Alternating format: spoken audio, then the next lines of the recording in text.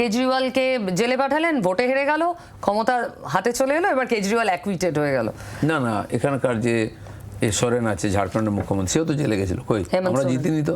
হেমন্ত সোরেন সে জিতে গেছে, আবার জেলে পাঠালে হার জিত হবে এরকম নয়, কিন্তু এটা ঠিক তাকে তো জবাব দিতে হবে আইনের কাছে যে কাজ করেছে।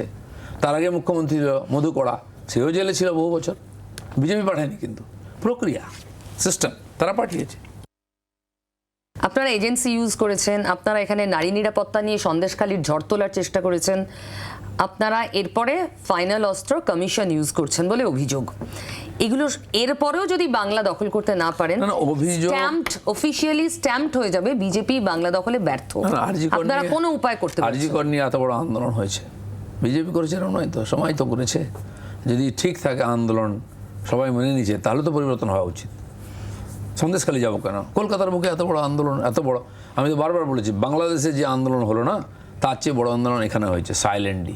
আমাদের দেশের মানুষ সব রাজ্যে ওই প্রভোকেটিভ বা ওইরকম কী বলে রিভলিউশনে আমরা বিশ্বাসী নয়, কমিউনিস্ট ভাবধারা, আমরা ইভলিউশনে বিশ্বাসী।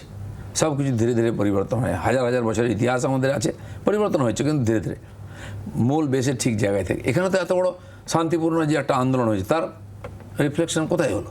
সব হবে এরকম নয়, কিন্তু তাহলে মানুষ সব ভুলে যাবে না। ঘা আছে গায়ে, সেটা তারা এক সময় তার শোধ তুলবেই। এই ইলেকশনেই হবে হয়তো।